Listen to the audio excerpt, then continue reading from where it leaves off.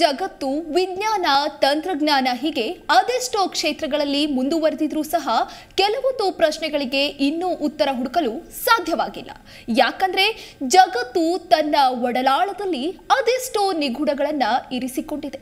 ಅಂತಹ ವಿಸ್ಮಯಕಾರಿ ಜಗತ್ತಿನ ಬಗ್ಗೆ ಹೇಳೋದೇ ಈ ಸರಣಿ ವಿಶೇಷ ಕಾರ್ಯಕ್ರಮ ಸೋಜಿಗ ಈ ಜಗ.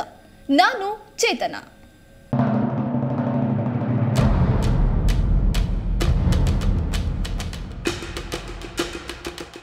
ಪ್ರಪಂಚದಲ್ಲಿ ಪ್ರತಿಯೊಂದು ಜೀವಿ ಪ್ರತಿಯೊಂದು ವಿಚಾರವು ತನ್ನದೇ ಆದ ವಿಶೇಷತೆಯನ್ನ ಹೊಂದಿರುತ್ತೆ. ಜಗತ್ತಿನ ಭಾಗವಾಗಿರುವ ಸಮುದ್ರ ಅದೆಷ್ಟು ವಿಶಾಲವಾಗಿರುತ್ತದೆಯೋ ಅದರ 3 ಪಾಲು ಹೆಚ್ಚಿನ ನಿಗೂಢತೆಗಳನ್ನ ತನ್ನೊಳಗೆ ಅಡಗಿಸಿಕೊಂಡಿರುತ್ತೆ. ಈ ಸಂಚಿಕೆಯಲ್ಲಿ ನಿಮಗೆ ಕಡಲಲ್ಲಿರುವ ಆ ಒಂದು ವಿಸ್ಮಯಕಾರಿ ಜಗತ್ತಿನ ಬಗ್ಗೆ ತಿಳಿಸಲಿದ್ದೇವೆ. ಇದು ಸೈತಾನನ ಕೋಟೆ ಎಂದೇ ಕುಖ್ಯಾತಿ ಪಡೆದ ವಿಜ್ಞಾನ ಲೋಕಕ್ಕೆ ಸವಾಲೊಡ್ಡಿರುವ ಕಡಲಿನಲ್ಲಿ ಉದ್ಭವಗೊಂಡ ಸುಳಿ. ಈ ಸುಳಿಯ ಬಗ್ಗೆ ಅಧ್ಯಯನ ನಡೆಸಲು ಇಲ್ಲಿಯವರೆಗೆ ಯಾರಿಂದಲೂ ಸಾಧ್ಯವಾಗಿಲ್ಲ ಎಂಬುದು ಆಶ್ಚರ್ಯವಾದರೂ ಸತ್ಯ. ಏನಿದು ವಿಸ್ಮಯಕಾರಿ ಸುಳಿ ಜಗತ್ತು ಅಂತ ಯೋಚಿಸ್ತಿದ್ದೀರಾ? ಹಾಗಾದ್ರೆ ಈ ಬಗ್ಗೆ ಕಂಪ್ಲೀಟ್ ಮಾಹಿತಿ ಕೊಡ್ತೀವಿ. ಮಿಸ್ ಮಾಡದೆ ಕೊನೆವರೆಗೂ ಈ ಕಾರ್ಯಕ್ರಮ ನೋಡಿ.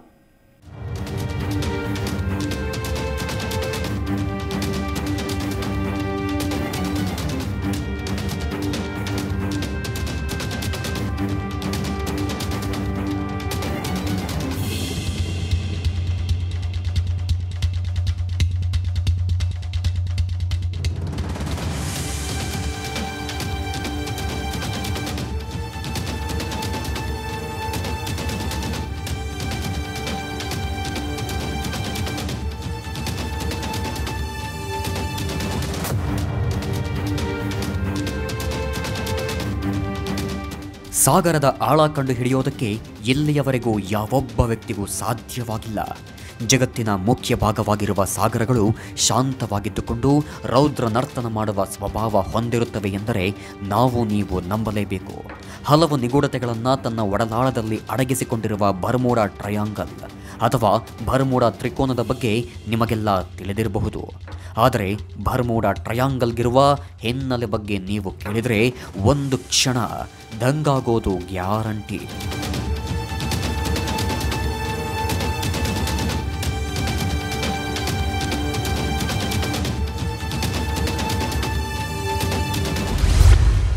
ಸೈತಾನನ ತ್ರಿಕೋನ ಎಂದೇ ಪ್ರಸಿದ್ಧಿ ಈ ಬರ್ಮುಡಾ ಟ್ರಯಾಂಗಲ್. ನಿಗೂಢವಾಗಿ ಕಣ್ಮರೆಯಾಗುತ್ತವೆ ಹಡಗು ವಿಮಾನಗಳು.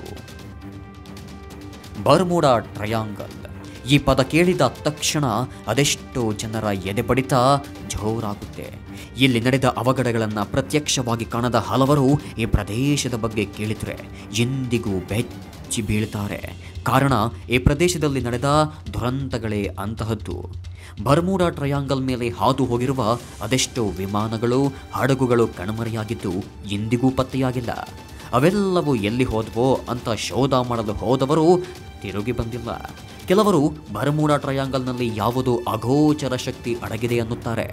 ಆದರೆ ವಿಜ್ಞಾನಿಗಳು ಈ ನಿಗೂಢದ ಹಿಂದಿರುವ ಶಕ್ತಿ ಯಾವುದು ಎಂಬ ಬಗ್ಗೆ ಕೆಲ ಉತ್ತರಗಳನ್ನು ಕಂಡುಹಿಡಿದಿದ್ದೂ ಇದೆ. ಆದರೆ ಜಗತ್ತಿಗೆ ಮಾತ್ರ ಈ ಬರ್ಮುಡಾ ಟ್ರಯಾಂಗಲ್ ಪ್ರಶ್ನೆಯಾಗಿಯೇ ಉಳಿದಿದೆ. ಕಳೆದ 70 ವರ್ಷಗಳಿಂದ ಸೈತಾನನ ತ್ರಿಕೋನ ಎಂದೇ ಪ್ರಸಿದ್ಧಿ ಪಡೆದಿರುವ ಬರ್ಮುಡಾ ಟ್ರಯಾಂಗಲ್ ಇರೋದು ಉತ್ತರ ಅಟ್ಲಾಂಟಿಕ್ ಸಾಗರದ ಪಶ್ಚಿಮ ಭಾಗದಲ್ಲಿ. ಇದು ವಿಜ್ಞಾನ ಲೋಕಕ್ಕೆ ಸವಾಲೊಡ್ಡಿರುವ ವಿಸ್ಮಯಕಾರಿ ಸಂಗತಿ. ಈ ಬರ್ಮುಡಾ ಟ್ರಯಾಂಗಲ್ನ ಮೇಲೆ ಹಾದು ಹೋಗುವ ವಿಮಾನಗಳು ಹಡಗುಗಳು ನಿಗೂಢವಾಗಿ ಕಣ್ಮರೆಯಾಗುತ್ತವೆ ಅಂದರೆ ನಂಬೋದಕ್ಕೆ ಕಷ್ಟ ಆಗಬಹುದು. ಆದರೆ ನೀವು ನಂಬಲೇಬೇಕು. ಇಲ್ಲಿ ಅದೆಷ್ಟೇ ಸುಸಜ್ಜಿತ ಯಂತ್ರಗಳು, ಪರಿಣಿತಿ ಪಡೆದ ಪೈಲಟ್ ಮತ್ತು ನಾವಿಕರ ಸಹಾಯದಿಂದ ವಿಮಾನ ಮತ್ತು ಹಡಗುಗಳು ಸಾಗಿದರೂ ಕೂಡ ಯಾವುದೇ ನೈಸರ್ಗಿಕ ವಿಕೋಪಗಳಿಲ್ಲದೆ ನಿಗೂಢವಾಗಿ ಇಲ್ಲಿ ಕಣ್ಮರೆಯಾಗುತ್ತಿರುವುದು ವೈಜ್ಞಾನಿಕ ಶೋಧನೆಗಳಿಗೆ ಸವಾಲಾಗಿ ಪರಿಣಮಿಸಿದೆ. ಎಂತಹದೇ ಕ್ಲಿಷ್ಟಕರ ಸಮಸ್ಯೆಗಳಿಗೆ ಪರಿಹಾರ ಕಂಡುಕೊಳ್ಳೋ ವಿಜ್ಞಾನಿಗಳು ಈ ಟ್ರಯಾಂಗಲ್ ವಿಷಯಕ್ಕೆ ತಲೆಕೆಡಿಸಿಕೊಂಡರು. ಈ ನಿಗೂಢದ ಹಿಂದಿರೋ ಕಾರಣ ಮಾತ್ರ ತಿಳಿಯುತ್ತಿಲ್ಲ. ಇನ್ನು ಅಲ್ಲಿನ ಸ್ಥಳೀಯ ಪತ್ರಿಕೆಗಳು ಈ ಘಟನೆಯನ್ನು ಅಸ್ವಾಭಾವಿಕ ಮತ್ತು ಭೌತಶಾಸ್ತ್ರದ ನಿಯಮಗಳನ್ನು ಮೀರಿಸುವ ಶಕ್ತಿ ಎಂದು ಸುದ್ದಿ ಮಾಡಿದ್ವು. ವೀಕ್ಷಕರೇ, ಈಗಾಗಲೇ ನಾವು ಹೇಳಿರುವ ವಿಚಾರಕ್ಕೆ ಪುರಾವೆಯನ್ನು ನಿಮ್ಮ ಮುಂದಿಡ್ತಿದ್ದೇವೆ. ಅದು 1962 ಏಪ್ರಿಲ್ ತಿಂಗಳು ಲೆಸಿಯಾನ್ ಮ್ಯಾಗಝೀನ್ ಫ್ಲೈಟ್ 19ರ ನಾಯಕ. ನಾವು ಬಿಳಿಯಾದ ನೀರಿನೊಳಗೆ ಬೀಳುತ್ತಿದ್ದೇವೆ, ನಾವು ಎಲ್ಲಿದ್ದೇವೆಂದು ತಿಳಿಯುತ್ತಿಲ್ಲ, ನೀರು ಹಸಿರಸಿರಾಗಿದೆ ಎಂದು ಹೇಳುತ್ತಾ ವಿಮಾನದ ಸಹಿತ ಕಣ್ಮರೆಯಾದ. ಇದೊಂದು ನಿಸರ್ಗಾತೀತ ಶಕ್ತಿ ಎಂದು ಹಲವರು ವ್ಯಾಖ್ಯಾನಿಸಿದಾದರೂ ಇದಕ್ಕೆ ಸ್ಪಷ್ಟ ಕಾರಣಗಳು ಏನು ಎಂಬುದನ್ನು ಇನ್ನೂ ಕಂಡುಹಿಡಿಯಲು ಸಾಧ್ಯವಾಗಿಲ್ಲ. ಕೆಲವು ಸಂಶೋಧಕರು ಹೇಳುವ ಪ್ರಕಾರ ಬರ್ಮುಡಾ ತ್ರಿಕೋನದಲ್ಲಿ ಕಾಣೆಯಾದ ಹಡಗು ಮತ್ತು ವಿಮಾನಗಳ ಸಂಖ್ಯೆಯನ್ನು ಇತರ ಸಮುದ್ರ ಭಾಗಗಳಿಗೆ ಹೋಲಿಸಿದರೆ ಇದು ದೊಡ್ಡದೇನಲ್ಲ ಮತ್ತು ಕಾಣೆಯಾದ ಹಡಗು ವಿಮಾನಗಳಲ್ಲಿ ಕೆಲವೊಂದು ಹಿಂದಿರುಗಿ ಬಂದಿವೆ ಎಂದು ಹೇಳಲಾಗ್ತಿದ್ದರೂ ಇದಕ್ಕೂ ಸ್ಪಷ್ಟವಾದ ಪುರಾವೆಗಳು ಇನ್ನೂ ಸಿಕ್ಕಿಲ್ಲ. ಯುದ್ಧದ ನೆಪದಲ್ಲಿ ಹಡಗು ಮತ್ತು ವಿಮಾನಗಳನ್ನು ನಾಶಗೊಳಿಸಿರಬಹುದು, ಕಡಲ್ಗಳ್ಳತನಕ್ಕೆ ಸಿಲುಕಿರಬಹುದು, ಸುಂಟರಗಾಳಿ ಅಪ್ಪಳಿಸಿರಬಹುದು. ರಾಕ್ಷಸ ಅಲೆಗಳ ಅಬ್ಬರ ಈ ನಿಗೂಢ ಘಟನೆಗೆ ಕಾರಣವೆನ್ನಲಾಗ್ತಿದ್ರು. ಇದಕ್ಕೂ ಕೂಡ ಸ್ಪಷ್ಟವಾದ ಉತ್ತರ ಯಾರಿಂದಲೂ ಸಿಗುತ್ತಿಲ್ಲ. ಇದ್ದಕ್ಕಿದ್ದಂತೆಯೇ ಕಣ್ಮರೆಯಾದ ಯುದ್ಧ ತರಬೇತಿ ವಿಮಾನ. ಶೋಧ ಕಾರ್ಯಕ್ಕೆ ಬಂದ ವಿಮಾನವು ನಾಪತ್ತೆ. ನಿಗೂಢವಾಗಿ ನಾಪತ್ತೆಯಾಯಿತು 284 ಟನ್ ತೂಕದ ಹಡಗು. ಅದು December 5, 1945 flight 19 TBM Avenger bomber ವಿಮಾನಗಳು ತರಬೇತಿ ನಿರತವಾಗಿದ್ದ ಸಂದರ್ಭ. ಇದ್ದಕ್ಕಿದ್ದಂತೆ ತರಬೇತಿ ವಿಮಾನ ಕಣ್ಮರೆಯಾಗಿತ್ತು. ಈ ವಿಮಾನ ಹುಡುಕಲೆಂದು ಸಾಕಷ್ಟು ತರಬೇತಿ ಪಡೆದಿದ್ದ ಪೈಲಟ್ಗಳನ್ನು ಹೊಂದಿದ್ದ ವಾಯುಸೇನಾ ವಿಮಾನ ಫ್ಲೈಟ್ 19 ಅನ್ನು ಕಳುಹಿಸಲಾಗಿತ್ತು. ಈ ವಿಮಾನ ಹೊರಟು ಕೆಲ ಸಮಯದಲ್ಲೇ ಅದೂ ಕೂಡ ನಾಪತ್ತೆಯಾಗೋಯಿತು. 282 ಟನ್ ತೂಕದ ಮೇರಿ ಸೆಲೆಟ್ ಹಡಗು ಕೂಡ ಬರ್ಮುಡಾ ತ್ರಿಕೋನದಲ್ಲಿ ಕಣ್ಮರೆಯಾಗಿತ್ತು. 1881ರಲ್ಲಿ ನ್ಯೂಯಾರ್ಕ್ ಕಡೆ ತೆರಳುತ್ತಿದ್ದ ದಿ ಎಲೆನ್ ಆಸ್ಟಿನ್ ಹಡಗಿಗೆ ಬರ್ಮುಡಾ ತ್ರಿಕೋನದ ವ್ಯಾಪ್ತಿಯಲ್ಲಿ ಸಿಬ್ಬಂದಿ ಇಲ್ಲದೆ ಹಡಗೊಂದು ತೇಲಾಡುತ್ತಿರುವುದು ಕಾಣಿಸುತ್ತಿತ್ತು. ಆಗಾಗ ಮರೆಯಾಗುವಂತೆ, ಆಗಾಗ ಗೋಚರಿಸುವಂತೆ ಖಾಲಿ ಹಡಗು ಪ್ರತ್ಯಕ್ಷಗೊಳ್ಳುತ್ತಿತ್ತು. ಕೂಡಲೇ ಪರಿಣಿತಿ ಹೊಂದಿದ್ದ ಸಿಬ್ಬಂದಿಯನ್ನು ಮತ್ತು ನಾವಿಕರನ್ನು ಆ ಹಡಗಿಗೆ ಕಳುಹಿಸಲಾಗಿತ್ತು. ಕೆಲ ಸಮಯದಲ್ಲೇ ಸಿಬ್ಬಂದಿ ಮತ್ತು ನಾವಿಕರೊಂದಿಗೆ ಮತ್ತೆ ಕಣ್ಮರೆಯಾಗಿದ್ದ ಹಡಗು ಮತ್ತೆಂದೂ ಕಾಣಿಸಲೇ ಇಲ್ಲ. 1918ರಲ್ಲಿ 309 ಜನ ಪ್ರಯಾಣಿಕರನ್ನು ಕರೆದೊಯ್ಯುತ್ತಿದ್ದ VSS ಸೈಕ್ಲೋಪ್ ಹಡಗು ಕೂಡ ಇದೇ ರೀತಿ ನಿಗೂಢವಾಗಿ ಪ್ರಯಾಣಿಕರೊಂದಿಗೆ ಕಣ್ಮರೆಯಾಗಿತ್ತು. ಅಮೆರಿಕ ಸಂಯುಕ್ತ ಸಂಸ್ಥಾನದ ಉಪರಾಷ್ಟ್ರಪತಿ ಅರಾನ್ ಬರ್ ಅವರ ಮಗಳು Theodosia Burr Alston the Patriot ಹಡಗಿನೊಂದಿಗೆ 1912ರ ಡಿಸೆಂಬರ್ 30ರಂದು ಬರ್ಮುಡಾ ತ್ರಿಕೋನದಲ್ಲೇ ನಿಗೂಢವಾಗಿಯೇ ಕಣ್ಮರೆಯಾದರು. 1902ರಲ್ಲಿ SV ಸ್ಟ್ರೇ ಮೀನುಗಾರಿಕಾ ಹಡಗಿನಲ್ಲಿ ಏಕವ್ಯಕ್ತಿ ಸಾಗರ ಪರ್ಯಟನೆಗೆಂದು ತೆರಳಿದವರು ಹಿಂದಿರುಗಲೇ ಇಲ್ಲ. 1948ರ ಡಿಸೆಂಬರ್ 28ರಂದು ಡೇಗ್ಲೇಸ್ DC-3 ವಿಮಾನವು 32 ಜನ ಪ್ರಯಾಣಿಕರೊಂದಿಗೆ ಬರ್ಮುಡಾ ತ್ರಿಕೋನದಲ್ಲಿ ಕಣ್ಮರೆಯಾಗಿದ್ದು ಇದುವರೆಗೂ ಕೂಡ ಪತ್ತೆಯಾಗಿಲ್ಲ. 1948ರ ಜನವರಿ 30ರಂದು ಸ್ಟಾರ್ ಟೈಗರ್ ಹಾಗೂ 1949ರ ಜನವರಿ 17ರಂದು ಸ್ಟಾರ್ ಏರಿಯಲ್ ಕೂಡ ಹೀಗೆಯೇ ನಿಗೂಢವಾಗಿ ನಾಪತ್ತೆಯಾಗಿದ್ದವು. 1963 ಫೆಬ್ರವರಿ 4ರಂದು SS ಮೆರೈನ್ ಸಲ್ಫರ್ ಕ್ಲೀನ್ ಎಂಬ ಹಡಗು ಕೂಡ 39 ಜನರೊಂದಿಗೆ ಬರ್ಮುಡಾ ತ್ರಿಕೋನದಲ್ಲಿ ರಹಸ್ಯವಾಗಿಯೇ ಕಾಣೆಯಾಗಿತ್ತು. ಇದಿಷ್ಟೇ ಅಲ್ಲದೆ 1925ರ ಏಪ್ರಿಲ್ 21ರಂದು ರಾಯ್ ಪುಕು ಮಾರ್ ಜಪಾನ್ ಯುದ್ಧ ಹಡಗು ಎಲ್ಲ ಯೋಧರೊಂದಿಗೆ ಕಣ್ಮರೆಯಾದರೆ 1964ರ ಜೂನ್ 7ರಂದು ಕ್ಯಾರೋಲಿನ್ ಕ್ಯಾಸ್ಕೋ ವಿಮಾನ ಒಬ್ಬ ಪ್ರಯಾಣಿಕನ ಜೊತೆ ಕಣ್ಮರೆಯಾಗಿತ್ತು. ಇದರೊಂದಿಗೆ ವಿಹಾರದ ಹಾಯಿ ದೋಣಿ ಕೂಡ ಬರ್ಮುಡಾ ತ್ರಿಕೋನದಲ್ಲಿ ಲೀನವಾಗಿತ್ತು. ಇಷ್ಟೆಲ್ಲ ಘಟನೆಗಳು ನಡೆದಿದ್ದರೂ ಬರ್ಮುಡಾ ತ್ರಿಕೋನ ಮಾತ್ರ ತನ್ನಲ್ಲಿನ ನಿಗೂಢತೆಯನ್ನ ತನ್ನೊಳಗೆ ಬಚ್ಚಿಟ್ಟುಕೊಂಡು ವಿಜ್ಞಾನಿಗಳಿಗೆ, ಸಂಶೋಧಕರಿಗೆ ತಲೆನೋವಾಗಿ ಎಂದಿಗೂ ಕಾಡ್ತಾ ಇದೆ. ದೆವ್ವಗಳ ಟ್ರಯಾಂಗಲ್ ಎಂದು ಸಹ ಈ ಬರ್ಮುಡಾ ಟ್ರಯಾಂಗಲ್ನನ್ನು ಕರೆಯಲಾಗುತ್ತೆ. ಉತ್ತರ ಅಟ್ಲಾಂಟಿಕ್ ಸಾಗರದಲ್ಲಿರುವ ಈ ಪ್ರದೇಶ ಫ್ಲೋರಿಡಾ, ಬರ್ಮುಡಾ, ಪೊರೆಟೋರಿಕಾ ನಡುವೆ ತ್ರಿಕೋನಾಕಾರದಲ್ಲಿ ನಿರ್ಮಾಣಗೊಂಡಿದೆ. ಈ ಬರ್ಮುಡಾ ಟ್ರಯಾಂಗಲ್ ಮಿಸ್ಟರಿ ಬಗ್ಗೆ ಜನರಿಗೆ ಗೊತ್ತಾಗಿದ್ದು 1950ರಿಂದ ಈಚೆಗೆ. ಈ ಪ್ರದೇಶದಲ್ಲಿರುವ ಅಗೋಚರ ಶಕ್ತಿಯ ಮೂಲವನ್ನು ಯಾರೂ ಕೂಡ ಪತ್ತೆ ಮಾಡಲು ಈವರೆಗೆ ಸಾಧ್ಯವಾಗಿರಲಿಲ್ಲ. ಏಕೆಂದರೆ ಈ ಬರ್ಮುಡಾ ಟ್ರಯಾಂಗಲ್ ಮೇಲೆ ಹಾದು ಹೋದ ವಿಮಾನಗಳಾಗಲಿ ಅಥವಾ ಹಡಗುಗಳಾಗಲಿ ಯಾವುದೂ ವಾಪಸ್ ಬಂದಿಲ್ಲ. ನಾಪತ್ತೆಯಾದ ಹಡಗು ವಿಮಾನಗಳ ಶೋಧ ಕಾರ್ಯಕ್ಕೆಂದು ಹೋದವರು ಸಹ ಇನ್ನೂ ಕೂಡ ಬಂದಿಲ್ಲ. ಹೀಗಾಗಿ ಬರ್ಮುಡಾ ಟ್ರಯಾಂಗಲ್ ಎಂದರೆ ನಾವಿಕರು, ಪೈಲಟ್ಗಳು ಎಂದಿಗೂ ಸಹ ಭಯ ಬೀಳ್ತಾರೆ. ಈ ಬರ್ಮುಡಾ ಟ್ರಯಾಂಗಲ್ ಸುಮಾರು 70 ವರ್ಷಗಳಿಂದ ವಿಜ್ಞಾನಿಗಳು, ನಾವಿಕರು, ಪೈಲಟ್ಗಳ ನಿದ್ದೆಗೆಡಿಸಿದ್ದು ಮಾತ್ರ ಸತ್ಯ. ದೊಡ್ಡ ಸಮುದ್ರ ಡೆವಿಲ್ಸ್ ಟ್ರಯಾಂಗಲ್ ಎಂದು ಕರೆಯಲ್ಪಡುವ ಬರ್ಮುಡಾ ಟ್ರಯಾಂಗಲ್ ಸುಮಾರು 700,000 ಚದರ ಕಿಲೋಮೀಟರ್ ಸಮುದ್ರ ಪ್ರದೇಶವನ್ನು ಆವರಿಸಿಕೊಂಡಿದೆಯಂತೆ. ಈ ಭಾಗವು ಸಮಭಾಜಕ ವೃತ್ತಕ್ಕೆ ಅತ್ಯಂತ ಸಮೀಪದಲ್ಲಿದೆ ಎಂದು ಹೇಳಲಾಗುತ್ತೆ. ಅಲ್ಲದೆ ಅಮೆರಿಕಕ್ಕೆ ಈ ಪ್ರದೇಶ ಹತ್ತಿರವಾಗಿರೋದ್ರಿಂದ ಸಾಮಾನ್ಯವಾಗಿ ಇಲ್ಲಿ ಹೆಚ್ಚಿನ ಹಡಗುಗಳು ಹಾಗೂ ವಿಮಾನಗಳ ದಟ್ಟಣೆಯನ್ನು ನಾವು ಗಮನಿಸಬಹುದು. ಲಾಯ್ಡ್ ಆಫ್ ಲಂಡನ್ ಹಾಗೂ ಅಮೆರಿಕಾದ ಕೋಸ್ಟ್ ಗಾರ್ಡ್ ಸಂಸ್ಥೆಗಳ ಮಾಹಿತಿಯ ಪ್ರಕಾರ ಬರ್ಮುಡಾ ಟ್ರಯಾಂಗಲ್ನಲ್ಲಿ ಕಣ್ಮರೆಯಾಗಿರುವ ಹಡಗು ಮತ್ತು ವಿಮಾನಗಳ ಸಂಖ್ಯೆ ಇಡೀ ಜಗತ್ತಿನ ಸಮುದ್ರ ಭಾಗಗಳಲ್ಲಿ ನಡೆದ ದುರ್ಘಟನೆಗಳ ಸಂಖ್ಯೆಗೆ ಸಮಾನವಾಗಿದೆಯಂತೆ.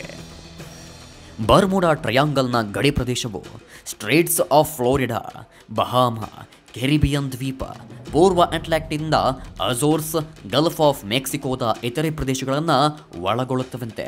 ಅತಿ ಹೆಚ್ಚು ಕಡೆ ಉಲ್ಲೇಖವಾಗಿರುವ ಹಾಗೂ ಹೆಚ್ಚು ಚಾಲ್ತಿಯಲ್ಲಿರುವಂತೆ ಅಟ್ಲಾಂಟಿಕ್ ತೀರದ ಮಿಯಾಮಿ, ಸಾನ್ ಜುವಾನ್, ಪ್ಲೋರ್ಟಿಕೋ ಮತ್ತು ಮಧ್ಯ ಅಟ್ಲಾಂಟಿಕ್ ದ್ವೀಪವಾಗಿರುವ ಬರ್ಮುಡಾ ಪ್ರದೇಶಗಳಲ್ಲಿ ಈ ವಿಸ್ಮಯ ತ್ರಿಕೋನದ ವ್ಯಾಪ್ತಿಯಿದ್ದು ದಕ್ಷಿಣ ಗಡಿಯ ಸುತ್ತಮುತ್ತ ಹಾಗೂ ಬಹಾಮಾ, ಫ್ಲೋರಿಡಾ ಜಲಸಂಧಿಗಳಲ್ಲಿ ಹೆಚ್ಚು ಅವಘಡಗಳು ಸಂಭವಿಸಿವೆ ಎಂದು ಹೇಳಲಾಗಿದೆ.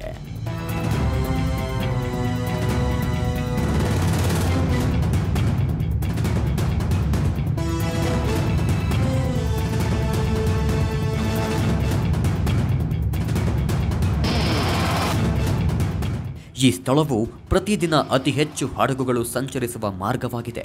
ಪ್ರತಿದಿನ ಅಮೆರಿಕ, ಯುರೋಪ್ ಮತ್ತು ಕೆರಿಬಿಯನ್ ದ್ವೀಪಗಳ ಬಂದರುಗಳಿಗೆ ಈ ಮಾರ್ಗವಾಗಿ ಹಡಗುಗಳು ಸಂಚರಿಸುತ್ತವೆ.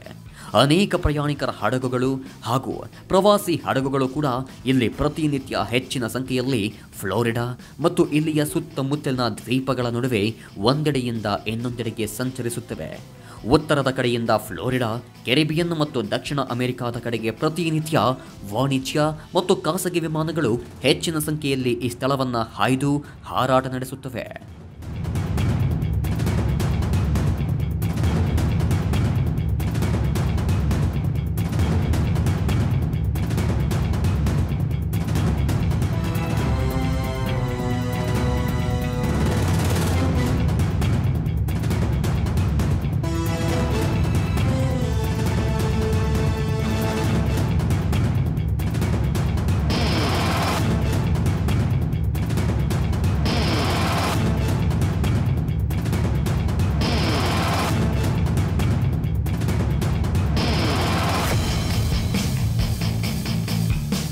ಬರ್ಮುಡಾ ಟ್ರಯಾಂಗಲ್ ಬಗ್ಗೆ ಸಿ ಮಿಸ್ಟರಿ ಆಟ್ ಅವರ್ ಬ್ಯಾಕ್ ಡೋರ್ ಎಂಬ ನಿಯತಕಾಲಿಕೆಯಲ್ಲಿ ಪ್ರಕಟವಾದ ಲೇಖನ ಹೇಳಿದ್ದು, ಅದರ ಜೊತೆಗೆ ಅಲ್ಲಿನ ಇತಿಹಾಸದ ಬಗ್ಗೆ ಜಗತ್ತಿನ ದಿಗ್ಗಜರು ಹೇಳೋದನ್ನ ಕೇಳಿದ್ರೆ ಎಂಥವರು ಸಹ ಬೆರಗಾಗೋದು ಖಂಡಿತ.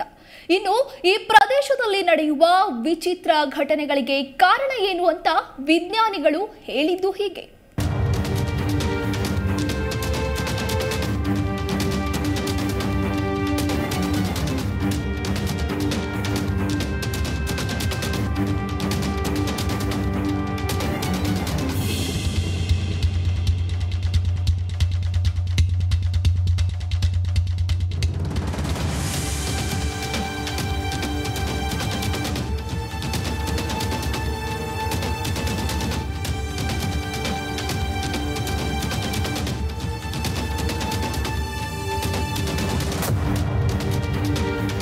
ವೀಕ್ಷಕರೇ, ಬರ್ಮುಡಾ ಟ್ರಯಾಂಗಲ್ನ ಮೂಲ ಇತಿಹಾಸ ಕೆಣಕುತ್ತಾ ಹೋದರೆ ಈ ಪ್ರದೇಶದ ಅಪರೂಪದ ಆ ದೃಶ್ಯಗಳ ಬಗೆಗಿನ ಆರಂಭದ ದೋಷಾರೋಪಣೆಗಳನ್ನು ನಾವು ಇಲ್ಲಿ ಉಲ್ಲೇಖಿಸಬೇಕಾಗುತ್ತದೆ.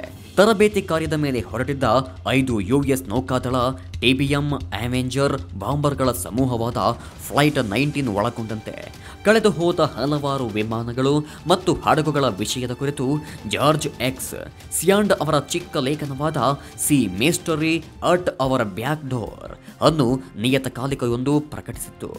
ಬರ್ಮುಡಾ ಟ್ರಯಾಂಗಲ್ ಪ್ರದೇಶದ ಕುರಿತಾಗಿ ಮೊಟ್ಟ ಮೊದಲು ವಿಷಯ ಮಂಡಿಸಿದ್ದು ಸಿಯಾಂಡ್ ಅವರ ಲೇಖನ.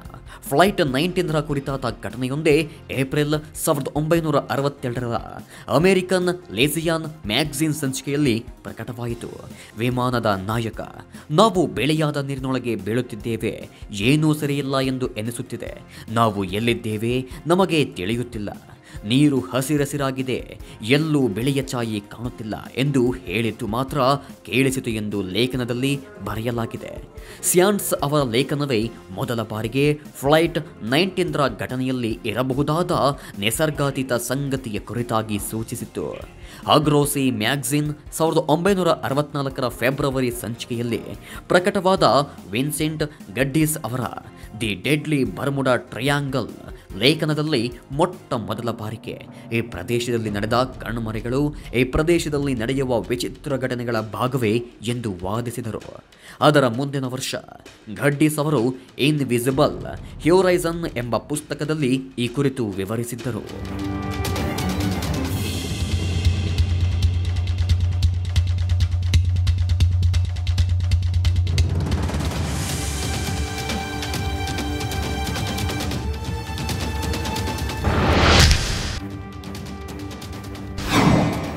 ಬರ್ಮುಡಾ ಟ್ರಯಾಂಗಲ್ ಅವಘಡಕ್ಕೆ ತಂತ್ರಜ್ಞಾನ ಕಾರಣವೇ? ಈ ಪ್ರದೇಶದ ಬಗ್ಗೆ ಬರಹಗಾರರ ವಾದವೇನು? ಬರ್ಮುಡಾ ಟ್ರಯಾಂಗಲ್ನಲ್ಲಿ ನಡೆದಿರುವ ಘಟನೆಯನ್ನ ವಿವರಿಸಲು ಹಲವಾರು ನಿಸರ್ಗಾತೀತ ವಿವರಣೆಗಳನ್ನು ಕೆಲ ಬರಹಗಾರರು ನೀಡ್ತಾರೆ. ಇಲ್ಲಿ ನಡೆಯುವ ಘಟನೆಗಳಿಗೆ ಕಣ್ಮರೆಗೊಂಡ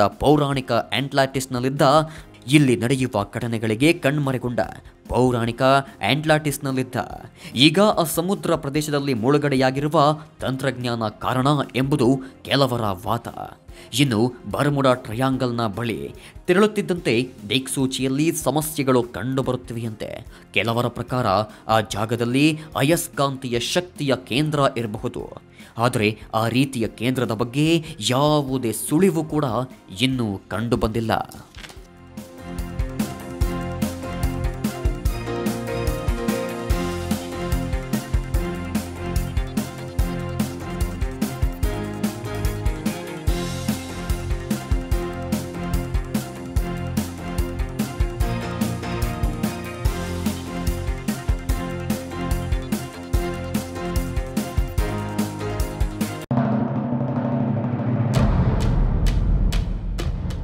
ಬರ್ಮುಡಾ ಟ್ರಯಾಂಗಲ್ನಲ್ಲಿ ಸಂಭವಿಸಿರುವ ದುರಂತಗಳ ಬಗ್ಗೆ ಅನೇಕರು ಸಂಶೋಧನೆ ಮಾಡಿದ್ದಾರೆ. ಕೆಲವರು ಇಲ್ಲಿ ಏನೋ ಸೂಪರ್ ನ್ಯಾಚುರಲ್ ಪವರ್ ಇದೆ ಅಂತ ಹೇಳಿದ್ದೂ ಇದೆ. ಅದರ ಜೊತೆಗೆ ಕಣ್ಣಿಗೆ ಕಾಣದ ಅಗೋಚರ ಶಕ್ತಿಯು ಇಲ್ಲಿ ಇರಬಹುದು ಎಂಬ ವಾದವು ಹುಟ್ಟುಕೊಂಡಿತು. ಅದರ ಬೆನ್ನಲ್ಲೇ ಈ ಸುಳಿಯಿರುವ ಪ್ರದೇಶದಲ್ಲಿ ಮ್ಯಾಗ್ನೆಟಿಕ್ ಪೋಲ್ಗಳಿರಬಹುದು. ಹಾಗಾಗಿಯೇ ಯಾವುದೇ ಹಡಗು, ವಿಮಾನಗಳು ಹೋದರೂ ಮ್ಯಾಗ್ನೆಟಿಕ್ ಪೋಲ್ಗಳ ಸೆಳೆತಕ್ಕೆ ಸಿಲುಕಿ ಟ್ರಯಾಂಗಲ್ನೊಳಗೆ ಬೀಳುತ್ತಿದೆ ಎಂಬ ವಾದವನ್ನು ಮುಂದಿಟ್ಟಿದ್ದಾರೆ. ಇನ್ನು ಕೆಲವರು ಇದು ಮಾನವ ನಿರ್ಮಿತ ದುರಂತ ಎಂದೇ ವಾದ ಮಾಡಿದರು. ಇನ್ನು ಕೆಲವರು ಒಂದು ಹೆಜ್ಜೆ ಮುಂದೆ ಹೋಗಿ ಇವು ಪ್ರತಿಕೂಲ ಪರಿಣಾಮದಿಂದ ಆಗುತ್ತಿರುವ ದುರಂತಗಳಾಗಿರಬಹುದು ಎಂಬ ವಾದ ಮಂಡಿಸಿದರು. ಆದರೆ ಇಲ್ಲಿಯವರೆಗೂ ಯಾವ ವಿಚಾರವೂ ಸರಿಯಾದ ಮಾಹಿತಿಯಾಗಲಿ ಸ್ಪಷ್ಟನೆಯನ್ನಾಗಲಿ ನೀಡಿಲ್ಲ.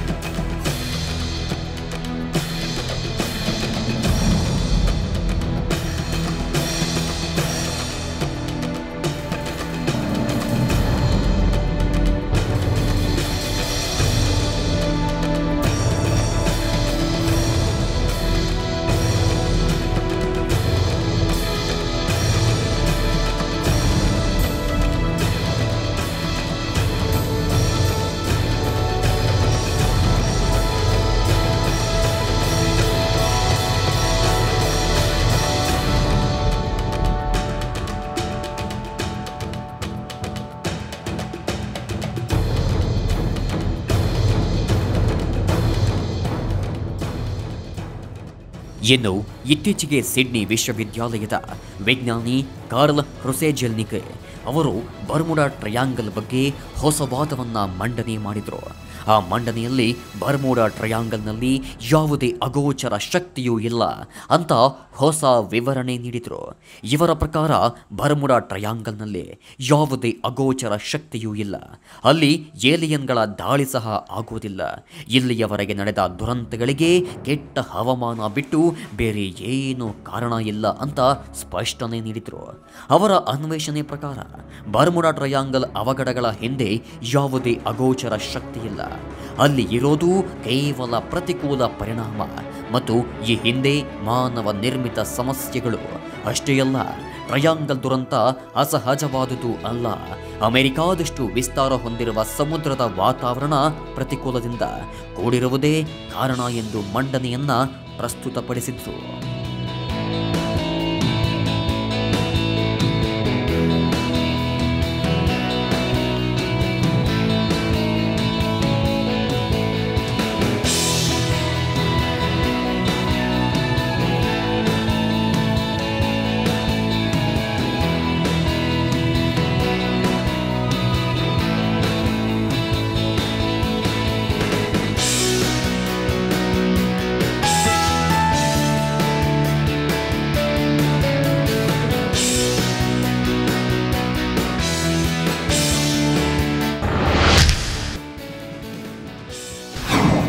ಟ್ರಯಾಂಗಲ್ ಬಗ್ಗೆ ಜರ್ಮನ್ ದಾಖಲೆಗಳು ಹೇಳೋದೇನು?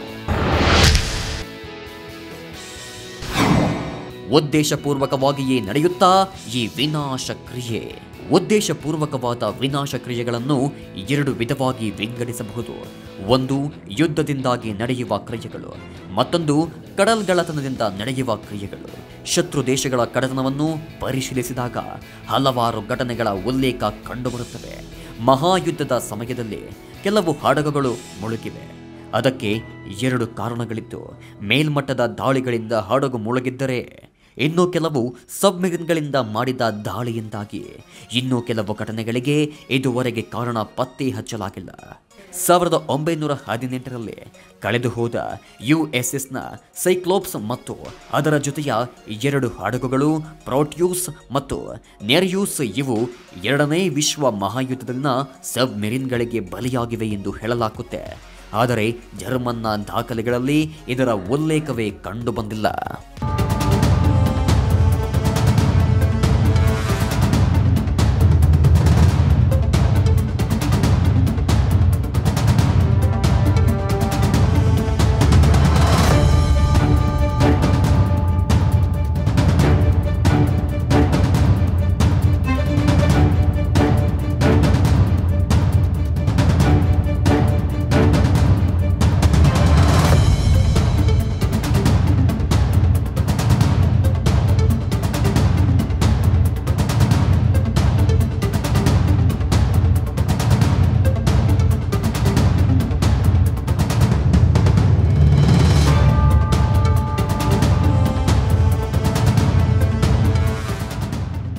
ಬರ್ಮುಡಾ ಟ್ರಯಾಂಗಲ್ ಪ್ರದೇಶದಲ್ಲಿ ಅದೆಷ್ಟೋ ಹಡಗುಗಳು, ವಿಮಾನಗಳು ಕಣ್ಮರೆಯಾಗಿವೆ. 1844ರಲ್ಲಿ HMS ಜೂನೋ ಎಂಬ ಹಡಗು, 1918ರಲ್ಲಿ USS ಸೈಕ್ಲಾಪ್ಸ್ ಹಡಗು, 1919ರಲ್ಲಿ ಡೈಮಂಡ್ ಶೋಲಾಸ್ ಎಂಬ ಹಡಗು, 1945ರಲ್ಲಿ ಫ್ಲೈಟ್ 19, 1948ರಲ್ಲಿ Star Tiger and Star Ariel ಎಂಬ ವಿಮಾನ, 1948ರಲ್ಲಿ ಡೊಗಲಾಸ್ DC-3 ಎಂಬ ಫ್ಲೈಟ್, 2017ರಲ್ಲಿ ಟರ್ಕಿಯ TK-183, MU-2B, ಏರ್ಬಸ್ ಸೇರಿದಂತೆ ಬರೋಬ್ಬರಿ 17ಕ್ಕೂ ಹೆಚ್ಚು ವಿಮಾನಗಳು ಈ ಪ್ರದೇಶದಲ್ಲಿ ನಿಗೂಢವಾಗಿ ಕಣ್ಮರೆಯಾಗಿವೆ. ಆದರೆ ಇಲ್ಲಿಯವರೆಗೂ ಕಾಣೆಯಾದ ವಿಮಾನಗಳಾಗಲಿ ಹಡಗುಗಳಾಗಲಿ ಪತ್ತೆಯಾಗಿಲ್ಲ. ಎಲ್ಲಿ ಹೋದವು, ಏನಾದವು ಎಂಬುದು ಕೂಡ ಇಂದಿಗೂ ನಿಗೂಢ ಪ್ರಶ್ನೆಯಾಗಿಯೇ ಉಳಿದಿದೆ.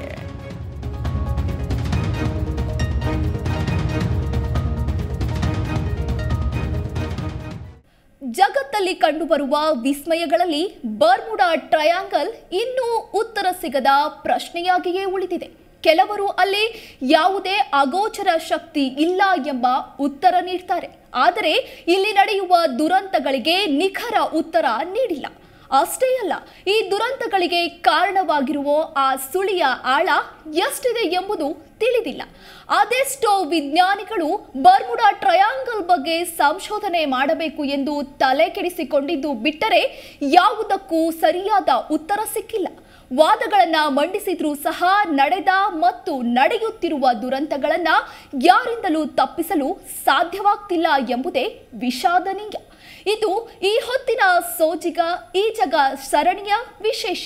ಇನ್ನಷ್ಟು ವಿಸ್ಮಯಕಾರಿ ವಿಚಾರಗಳೊಂದಿಗೆ ಮತ್ತೆ ಬರ್ತೀವಿ. ಅಲ್ಲಿಯವರೆಗೂ ನೋಡ್ತಾ ಇರಿ ಜೀ ಕನ್ನಡ ನ್ಯೂಸ್, ಸತ್ಯವೇ ಸುದ್ದಿಯ ಜೀವಾಳ.